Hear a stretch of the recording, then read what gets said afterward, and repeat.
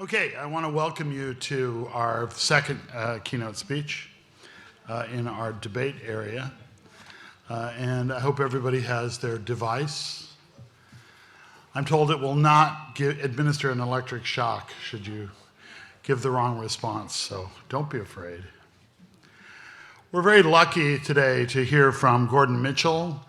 Gordon Mitchell is an associate professor and chair of the Department of Communication, with a secondary appointment as Associate Professor of Clinical and Translational Science in the School of Medicine, both of these at the University of Pittsburgh in Pittsburgh, Pennsylvania, in the United States.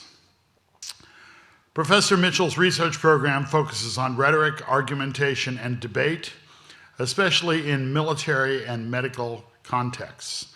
He's the author of the award-winning book, Strategic Deception, Rhetoric, Science, and Politics in Missile Defense Advocacy, and has published over 40 articles and book chapters in leading scholarly journals. Professor Mitchell is recipient of the University of Pittsburgh's highest two teaching awards, has directed 11 PhD dissertations, and served on 29 doctoral committees. Before taking over this year as department chair, Professor Mitchell coached intercollegiate debate for 21 years, winning 3 national championships and convening hundreds of public debates.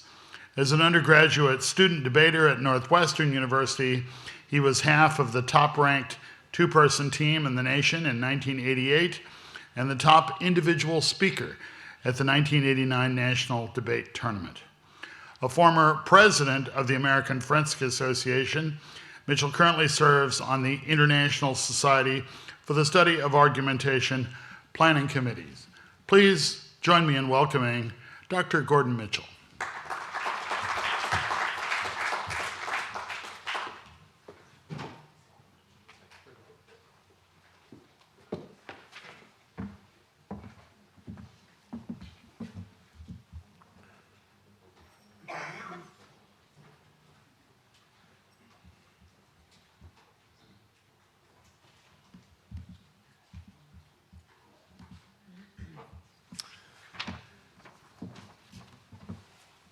This is the Point Reyes estuary from my native California in the United States. I picked the desktop picture for a reason.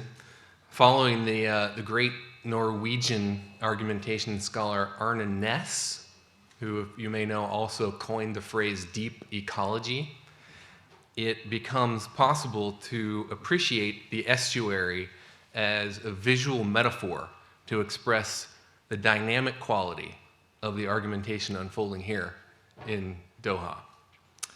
In coastal ecosystems, an estuary is a meeting point where the salt water mixes with fresh water. And estuaries play a crucial role in nature thanks to this mixing. They support some of the most precious, rarest, and fragile species in the entire ecosystem. So I want to begin my talk by complimenting all of the conference organizers, the World Debate Institute, ZIP. I have my Ljubljana tie on as a special nod to the Slovenians, ISA, Ekipa, and of course Qatar Debate, for building for us a vibrant, argumentative estuary for us to savor, admire, and inhabit for the short time that we're together. Now, the subject of my address today concerns technological tools for measuring audience response to public debates. And there's also a performative element. We'll be using some of that technology as a way to illustrate some of the points. So let's practice and start off and see if you can use your audience response system consoles to answer a few questions. Okay, first of all, and I have to give a shout out here to Danny from Lebanon and Dima from Portugal, who helped me conceive of this example. So, have you heard of instant coffee? It's a kind of freeze-dried, spray-dried product that you just add water and then you have coffee. Go ahead and press A if yes, B no, and C if you're not sure. And you can see we've got 31 responses. Okay, the votes are coming in. Let's now check. Okay, most 81% of you have heard of instant coffee. We'll come back to that. That's encouraging. I think I'll stick with that example later on in the talk. Next one is, have you heard of ready mix falafel? Ready mix falafel?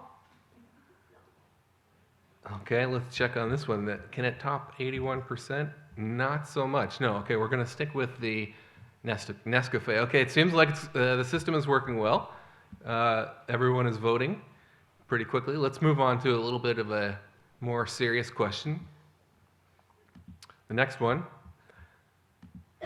If you remember from yesterday, Sheikha Moza bint Nasser, during the panel session, turned to the audience and asked this question: how often do the rules of open argument apply in your house? And we used a show of hands during that panel session. Now we have an opportunity to use a Likert scale. So you can click anywhere from 1 to 5. 1 would be never. The rules never apply. 2, infrequently. 3, sometimes. 4, frequently. Or 5, all of the time. So go ahead and click. And while you're clicking, I want to make a point here that one thing that's happening is there is at least a 24-hour difference of deliberation window between when we first started talking about this question yesterday and today. And that is an important point I want to come back to, that's what we're using this technology to do, is to sample an opinion that has been ruminating. People have been talking about them. I've heard some excellent conversations about this question over the last 24 hours. So let's see what the results are. 5 or 4% never, 9 infrequently, 30 sometimes, 36 frequently, 21 all the time. Sheikha Moza was interested. If you remember, she didn't actually see the direct response. Later on, she asked Jassim Al-Azawi what were the results. And he said, well, 80%. So now we can see that the technology using the Likert scale is able to produce a much more precise answer to the question that she asked. Are you familiar with Doctor Who? A, yes. B, no.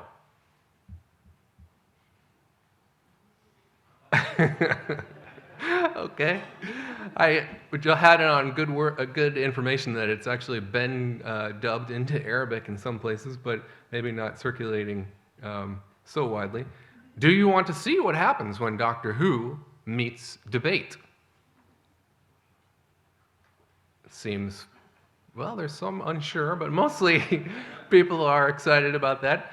All right, let's do that then, and close the polling for now, and see what happens when Doctor Who meets debate. Oop, no, we don't want that.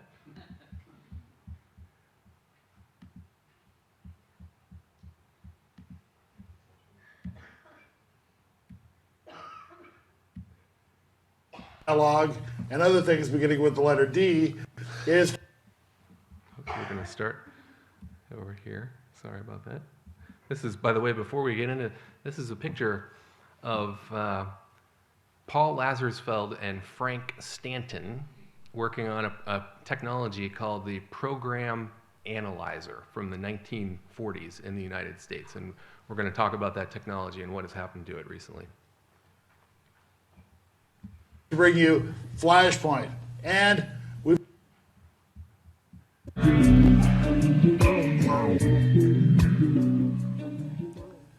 greetings, citizens, and welcome to another episode of Flashpoint, a television program of issues and ideas.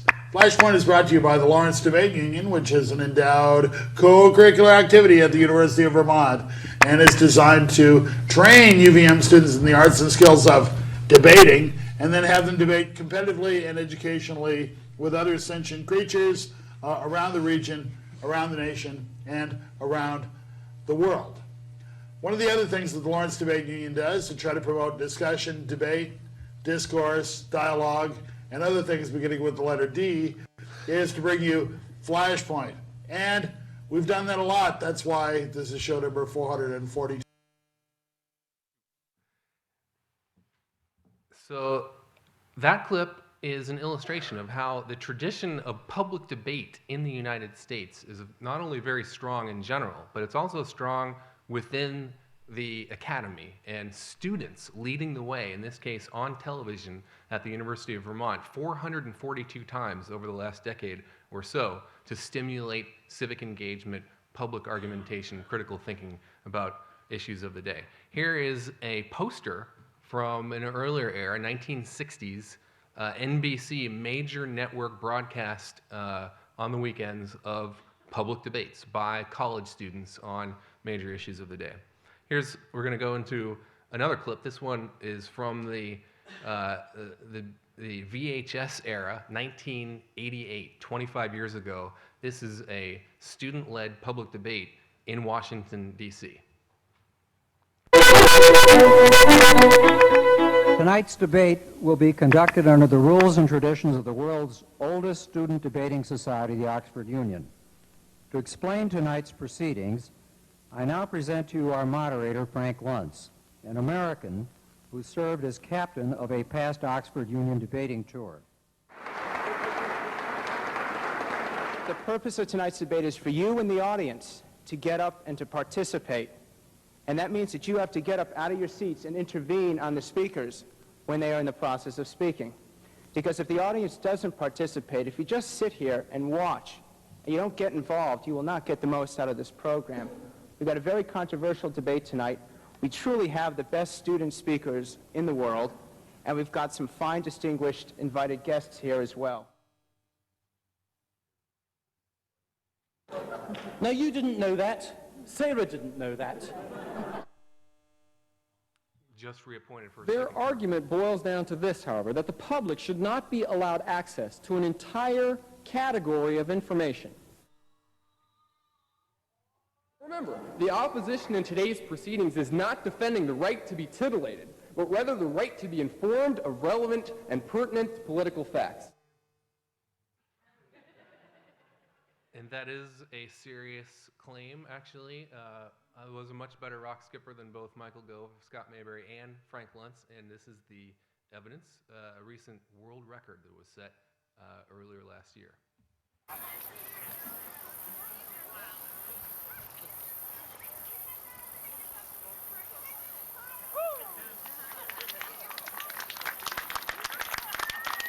Go.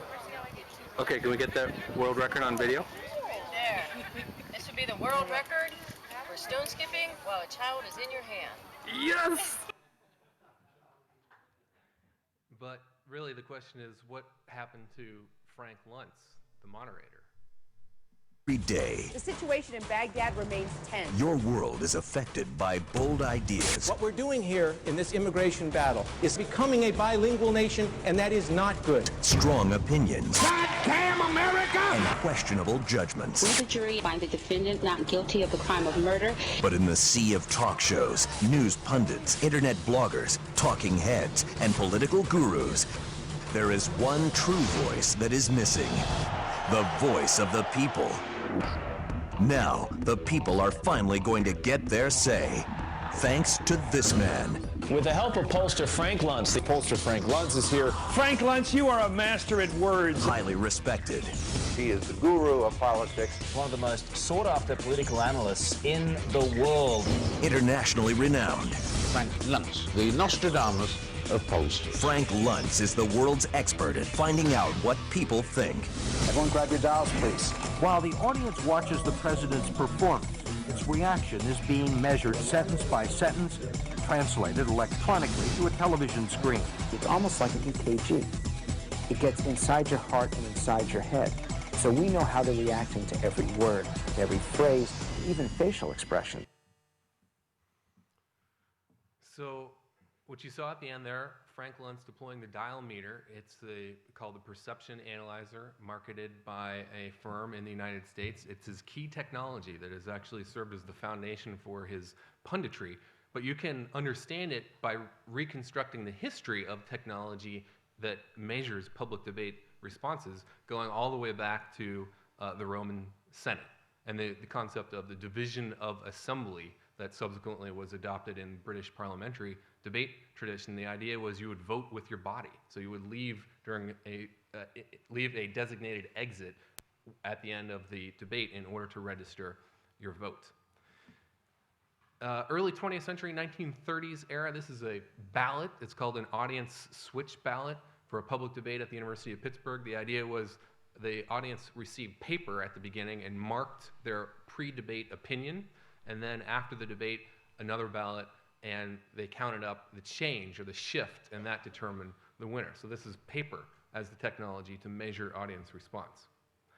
So I alluded at the beginning of the title slide to the mid-20th century United States, the program analyzer. This is where the push button, in this case 3 buttons, poor, just average, or good, registering audience response to beginning with radio and then network television. This was the technology that was central to the Columbia broadcast system dominance of both radio and television in the mid-20th century United States.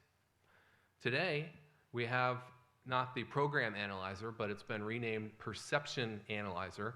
As I said, manufactured by Dial Smith Incorporated. Interestingly, one of the marketing executives for Dial Smith Incorporated found out about our conference and contacted me ahead of time and said, make sure that you cite our product properly and we would love to stay in touch. I invited them to Skype in live for a bit of the Q&A. They declined that, but they did say if you have questions about the technology, I can courier them over to our contact there and they can answer the questions that you have about the technology. So this is up to the present day. Let's take a look and see how this technology, the perception analyzer, popularized by Frank Luntz, growing out of the 1940s, Little Annie was the nickname given to the program analyzer technology back then. So let's take a closer look at our focus group of undecided Colorado voters and how they responded to tonight's candidates, the debate. We measured their reaction as they listened to President Obama and Governor Romney. The green line represents the men, the yellow line represents the women in the focus group. Here's President Obama's best moment of the night. It happened at around 9:06 p.m. Eastern, near the top of the debate when he talked about investments in America. Listen to the president make a case in his opening statement. I think we've got to invest in education and training. I think it's important for us to develop new sources of energy here in America, that we change our tax code to make sure that we're helping small businesses and companies that are investing here in the United States, that we take some of the money that we're saving as we wind down 2 wars to rebuild America, and that we reduce our deficit in a balanced way that allows us to make these critical investments. Now let's take a look at one of Mitt Romney's best moments in the debate. He peaked with both men and women, by the way, at 10:16 p.m. Eastern, near the end of the debate. He was asked about the role of government. Listen to Romney's high point. I believe we must maintain our commitment to religious tolerance and freedom in this country. That statement also says that we are endowed by our Creator with the right to pursue happiness as we choose. I interpret that as, one, making sure that those people who are less fortunate and can't care for themselves are cared by one another. Let's bring in CNN's Aaron Burnett. She's out there in Colorado with this focus group. Tell us what's going on over there, Aaron.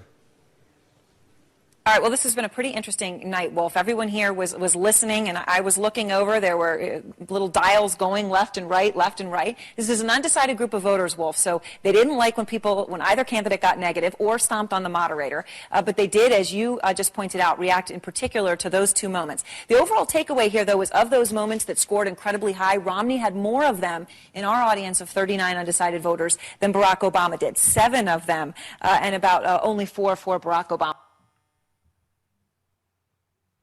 So will the EKG of your thoughts soon measure public debates in the Middle East? Well, there's an Indian firm, Majestic MRSS, who's marketing the perception analyzer. Let's take a look at their client list. The United Arab Emirates is the second to last client on this list. Wildcard factors, especially for Qatar, if you think about the upcoming legislative elections scheduled for mid to late 2013. It will be interesting to see if the candidates that are selected do debate. I was speaking with Jassim. Al Jazeera probably will cover them. The choice of how Al Jazeera will present the live video feed is a very important question for Qatar. And Al Jazeera in the past used a live Twitter feed when they were covering the US presidential elections. That is one option. The other option is they could use perception analyzer dial meter graphs. The other wildcard factor, of course, as we heard yesterday, was the purchase of current TV by Al Jazeera. So how will that affect the possibility of different technologies being used by Al Jazeera when it's covering political and public debates in the Middle East? It's an open question. So all of that suggests that right now is a ripe time to reflect on Little Annie, the original program analyzer, Little Annie's hidden curriculum. And the concept of a hidden curriculum is captured by this graphic here. If you think about an iceberg, I'm not trying to imply the Titanic is headed for disaster, but more that there's parts that you can see that are above water and parts that are submerged. And we're going to go into both of those in the next section of this talk, focusing on things that are clearly apparent, cosmetic, on the surface, but also things that are submerged that are a little bit difficult to see on first blush. And that concept of the hidden curriculum has a strong theoretical foundation in educational theory in the United States. You can see, especially Ivan Illich, saying that schools tend to have a hidden curriculum that, quote, teaches children to know their place and to sit still in it. It's not necessarily on the surface of the lessons per se, it is more inhabited in the tacit pedagogy that the teachers express. So that's the top part that you can see of the iceberg will be the explicit curriculum. These are the things that are said about the dial meter technology in the press, in promotional materials, and then underneath will be some of the more interesting submerged elements. First of all, most fascinating is that Frank Luntz himself has made a guarantee that his technology, the perception analyzer, guarantees perfection. Majestic MRSS, the Indian corporation that is marketing the perception analyzer to the Middle East, has a similar claim, not as strong. Check out the last bullet point. It will capture participants' true opinions, feelings, and perceptions. Echoes of the metaphor that Frank Luntz actually used in that promotional video from his website. It is an EKG of your thoughts. Now, there's two American scholars at Southern Methodist University in our field, my field of communication, who have been leading figures in promoting this technology in the United States. So in 2007, they approached CNN with the suggestion that CNN should incorporate a live overlay of the continuous response system perception analyzer in its coverage of presidential debates. And CNN did so in the primaries of the 2007 election season. And the vice presidents for CNN were so impressed by the ratings boost that they got by adding this overlay that they then implemented it in the 2008 general election. And the result in the most recent 2012 election we saw the clip from Wolf Blitzer. These two scholars are Dan Schill and Rita Kirk. And here is the most substantive scholarly article that they have published about their experience. This is a retrospective of their promotional campaign, as well as the summary of the theoretical foundation of research that they bring to the table to purport the validity and reliability of this tool. And it's published in a very nice 2009 German volume edited by Jürgen Meyer and published by Peter Lang. Let's take a look at what Schill and Kirk say in their key paragraph. This is the summary of the key data of their literature review that they bring to the table to try to establish the idea that the real-time response, RTR, it's another interchangeable acronym with CRM, continuous response measurement, that technology has strong reliability and validity. And you can see there in the middle the list of sources. Let's take a look at some of the sources, beginning with the first one, Bagley from 1987. So remember, this is Kirk and Schill claiming that the real-time response technology has strong validity and reliability, and their first citation is Bagley, 1987. So this is an article published in Canadian Journal of Education Communication in 1987 by John Bagley.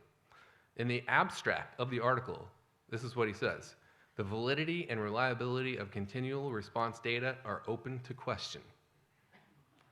For as the following article indicates, the reliability of continual response data are often questionable, and the validity of the results are thereby jeopardized. What are the 4 mechanisms that they isolate for unreliability? Here they are. First is noise filtering. Simply, it's difficult to distinguish between random movements of someone turning a dial and an intentional response. Second is undershooting and overshooting. That is when someone turns the dial to try to express an opinion, they tend to not precisely tune their response. They tend to turn it too far to the right or too far to the left. Psychometric error. So this is the fundamental problem having to do with the time series. And it's difficult to actually pinpoint a response on the dial to a precise moment that took place in the debate. Because as we know as debate scholars, our senses and our responses and our opinions about the arguments that are being raised in any live debate are shaped by a web of factors that are linked together, that the judgments are not made in discrete slices of time, but yet that's what this real-time response technology actually measures. And finally, construct validity.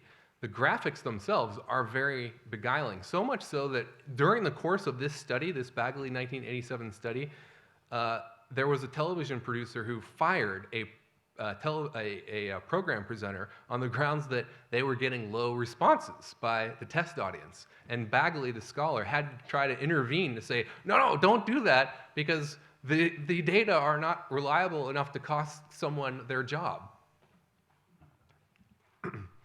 So that's calling into question the Schill and Kirk claim that at least this first citation establishes a strong basis for reliability and validity of the real-time response methodology. Let's take a look at the last one, Schwerin 1940. What is that? Well, that actually is a study of Little Annie. It is a study of the 1938-1939 program analyzer that was invented by Paul Lazarsfeld and Frank Stanton. You can see from page 742, Schwerin says, in view of the small sample size, none of these results can be accepted as conclusive. And furthermore, they're saying we really do need more people if we want to establish the reliability of the program analyzer. It's the Lazarsfeld-Stanton program analyzer, as I alluded to. And it's called Little Annie because Little Orphan Annie was popular at the time. Also, Analyzer, I think, is the long term, so you can shorten it to Annie. There they are, Frank Stanton and Paul Lazarsfeld. As I said, Frank Stanton ended up being Time Man of the Year after he took over CBS Radio and then CBS Television. And again, using the program analyzer technology in order to sample audience responses and craft the programming appropriately.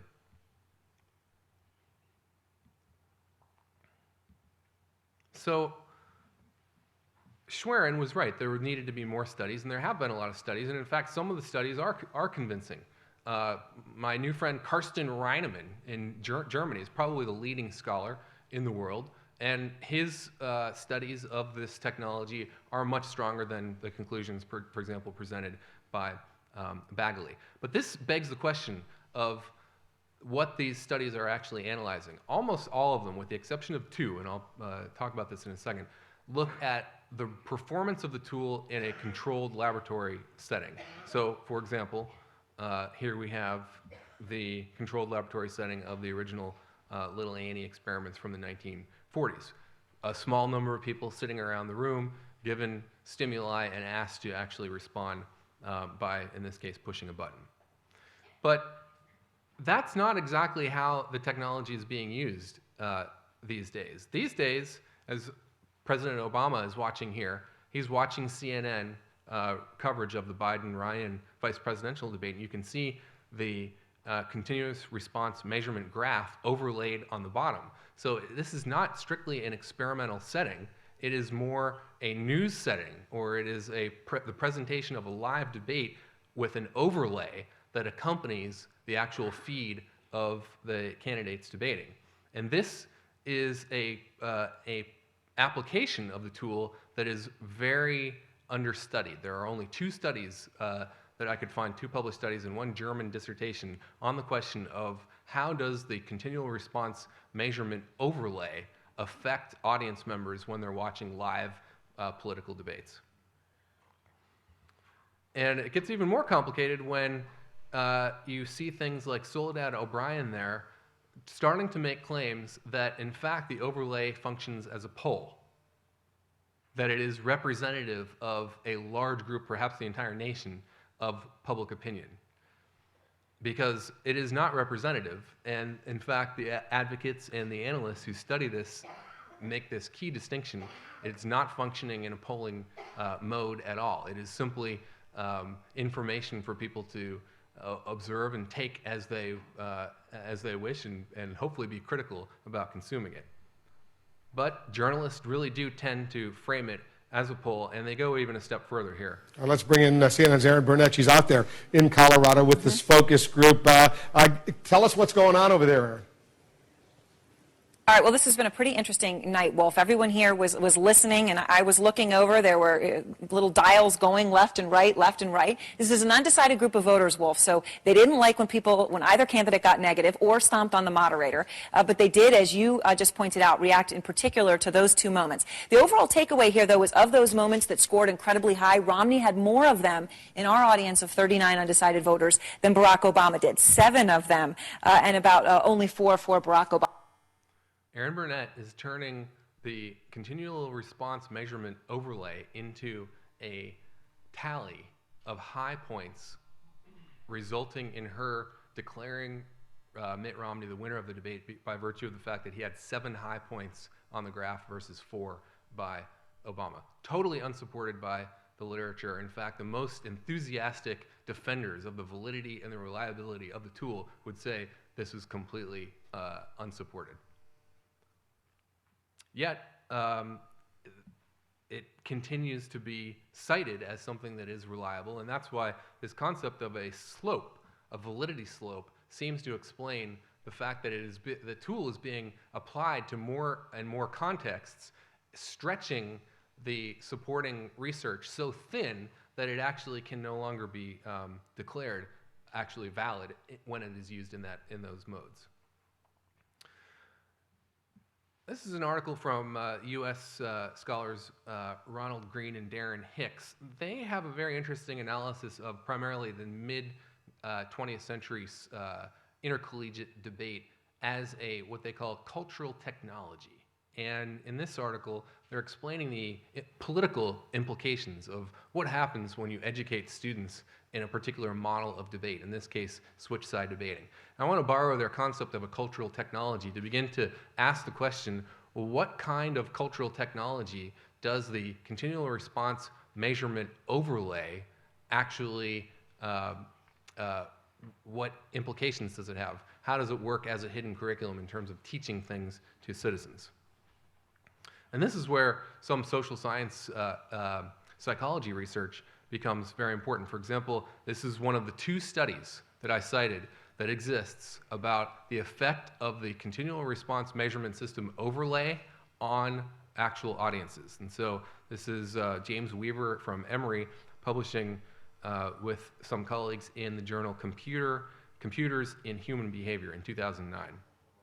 So the impetus for the Weaver et al. Study was their concern that this tool, the continuous response measurement tool, is being used more and more in this overlay mode, and this could, in fact, distort public opinion. So they wanted to actually research this.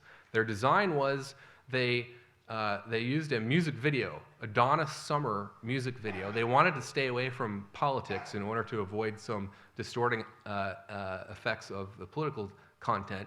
And so they had a Donna Summer video, and then they overlaid fake graphs, fake CRM overlays that were different based on, some of them very positive about the lyrics and the performance of Donna Summer, but also others, some negative and some neutral. And then they had 3 research arms, observed the impact of their respective arms. And their findings, the displays were relatively effective means of audience manipulation. And their conclusion was that presentation of a CRM graphic unambiguously showing others' perceptions may result in a homogenization of audience opinion toward congruence with the CRM data, although such data may be derived from an unknown, invalid, or reliable sample, such as just 39 people from the state of Colorado. The display of CRM graphics may, for example, stimulate the bandwagon effect phenomenon,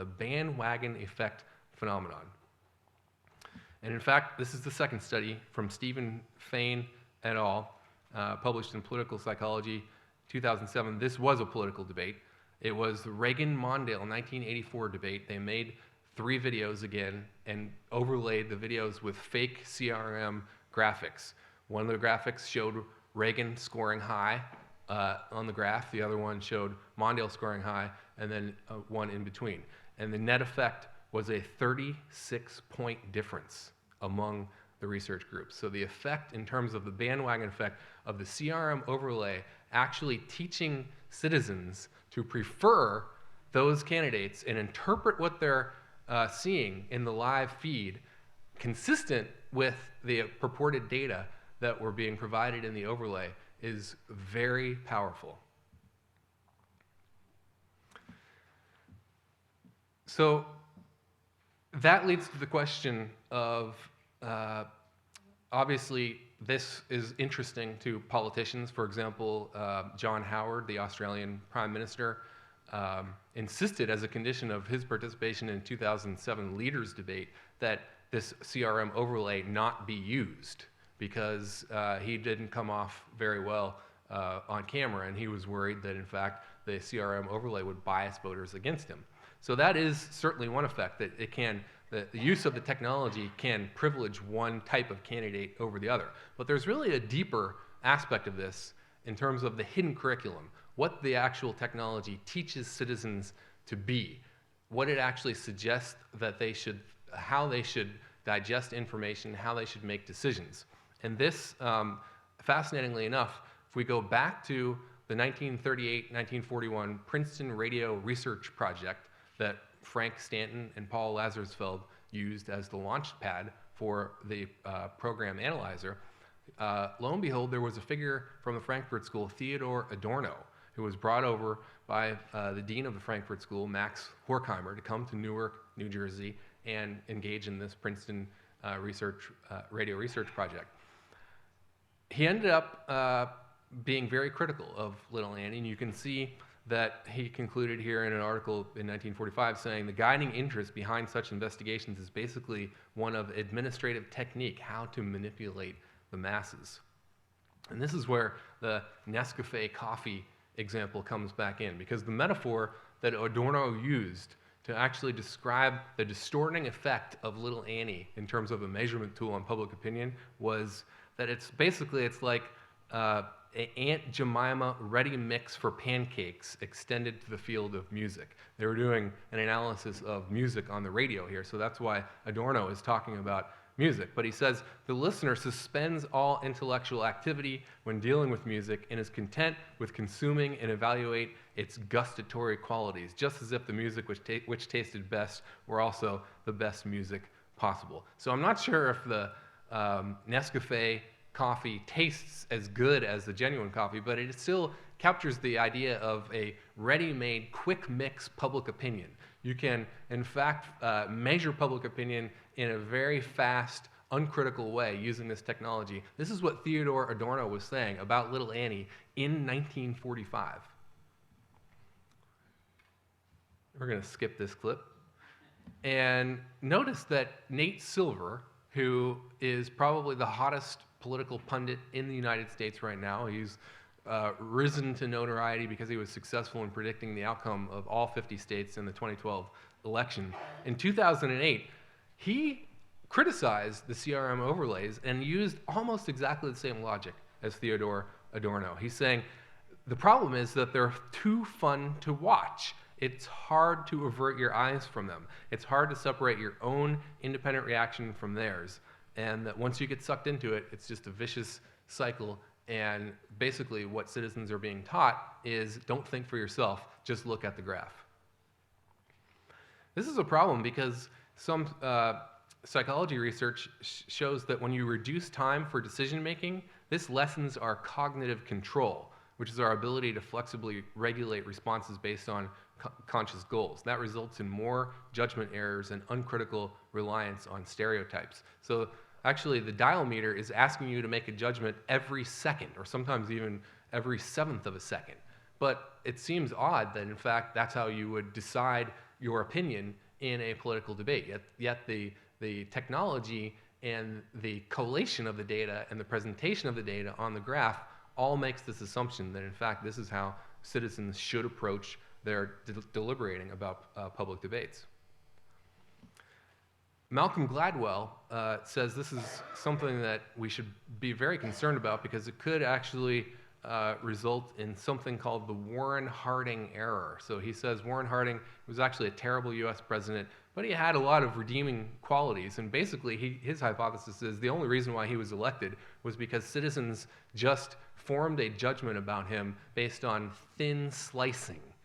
In other words, only taking a very thin moment to make an assessment and reach a conclusion. And again, that's exactly what the CRM overlay teaches citizens to do in its hidden curriculum.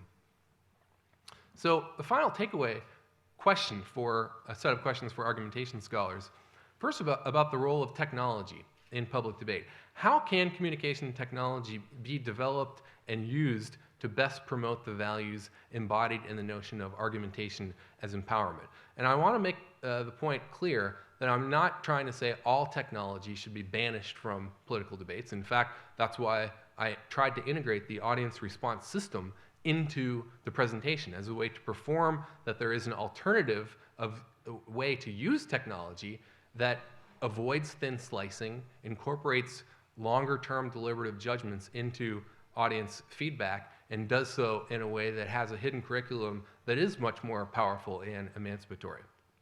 Second major question is how can students learn and practice public debate in a fashion that redeems argumentation's promise as an emancipatory cultural technology? And this goes back to some of the first clips that we saw, American students doing this, inspiring and receiving inspiration from others around the world, with students actually playing a critical leadership role in modeling for their societies ways of not only speaking and thinking, but also using technology to have a responsible and emancipatory hidden curriculum.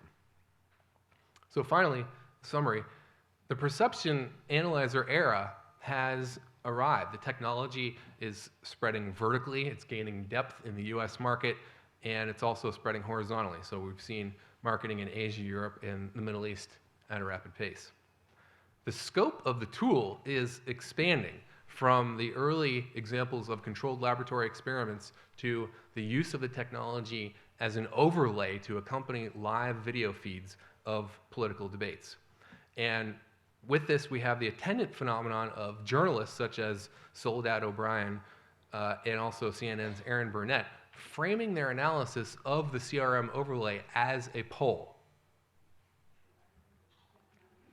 The problem is that scholarly research on this precise use of the CRM overlay as a poll lags behind the practice. There really is not that much, only 2 studies and 1 dissertation that explore the effect of how this technology affects viewers and also shapes our political culture. And it certainly has not been validated as a polling tool or as a tool that can be used to decide the winner or the verdict of a public debate. Yet our journalists continue to do this. So the practice, at least in the US, is galloping far ahead of the accompanying research.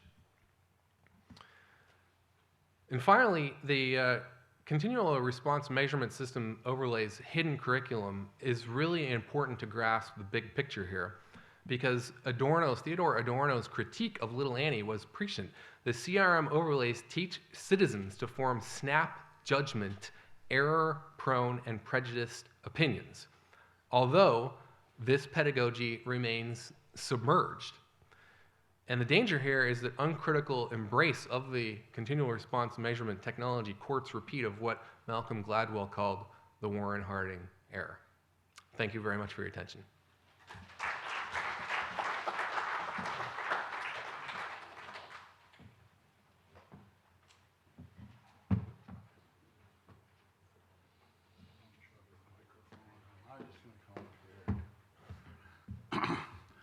Well, thank you, Gordon. That was amazingly wonderful, except for you're putting me on the screen.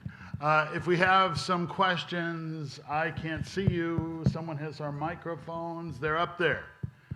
Questions? Yeah, right over there.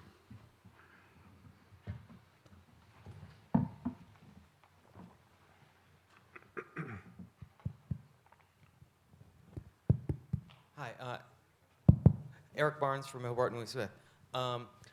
I take the advertising that they've done for this system to be claiming that it's accurate. Is that right? That this is an accurate measurement? Is that the perfectly reliable thing? Yes, with the caveat of what is it accurate about? Well, that was sort of my question. How could we tell whether it's accurate unless we had another system to check the more reliable that we could all agree on? What is this accuracy claim all about? Do you have any sense of what they mean? Yeah, they distinguish, especially Karsten Reinemann and his German colleagues Jürgen Meyer, they distinguish between internal and external validity. So internal validity is measured when you have one group of, let's say, 39 voters that you actually show a video to of a debate, and you measure their responses using the CRM system during the debate, and then you ask them questions on a questionnaire about their thoughts about who performed better after the debate. And so the comparison of the questionnaire with the data is what provides the impetus for a data analysis that enables the researchers to assert internal validity. When the question comes to external validity, that is getting into the example of bringing in other people that weren't necessarily exposed to the dial meter. And those studies are far fewer and much more tentative in terms of their claims about accuracy. Question here. Yes, Ken Chase from Wheaton College in Illinois, USA. Gordon, you had a kind of two critiques of the overlay technology. One, of course, is that it is being treated as a poll, but the second is that Adorno critique, that it does take a thin slice. It is a hidden curriculum that reduces cognitive complexity in the process. If we solved for the first one, even if we could generate validity that would be equivalent to a poll, wouldn't we still face the concern of the Adorno critique? In other words, is political polling itself subject to the Adorno critique, not just the overlay technology of Little Annie? Yeah, especially, I agree totally with what you said, and would add that Adorno's perspective would also build on that by bringing in an analysis of the capitalist profit-driven system and the way that polls are priming the pump of major media consumption as a key facet of the equation.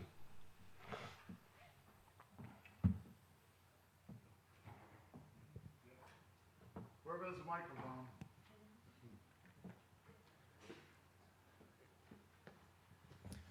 Braden Holstedge, Pittsburgh College. Sort of related to that last question, there's been a lot of research about the effects of polling in general in shifting public opinion, how positive polling can generate attention from pundits, which becomes a self-fulfilling prophecy. So I guess Do you feel that the effects of the CRM overlay are unique in that regard? Are they uniquely effective at manipulating public opinion, or does all forms of opinion polling cause this sort of bandwagon effect and become a self-fulfilling prophecy? Is there a unique problem here? I think that they're very similar in kind. I do see the possibility of drawing some distinctions at the level of degree. For example, the CRM overlays are incredibly beguiling, as Nate Silver testified in his 2008 criticism. It's difficult to take your eyes off. They suck you in. The distracting power it exceeds information, and it gets into what the Israeli philosopher of science Yaron Ezrahi calls outformation. It actually is a bit like a vampire squid in terms of coming up to you and really trying to grab your attention. That's one thing. The other thing is that there is also an element of the potential for the CRM overlays to instill in people a false sense of critical thinking, because they can approach the task of viewing with the background or with the perspective of, I'm going to make up my own mind. This is just another piece of data that I'm going to process. But as Ken Chase's point testifies to, there is a hidden curriculum there. And in fact, the social psychology research testifies that when your perception and your judgment processes are conditioned and shaped into thin slicing, it becomes difficult for you to avoid stereotypes and prejudice and to make the kind of subtle judgments that are required in a careful, deliberative setting. Okay, well, choices have consequences. We started late because people were enjoying lunch so much, and I've just received the cutoff motion from the back of the hall. And so I want to encourage you to talk to Gordon. He'll be here all weekend about this. And as I've said before, no discussion is complete.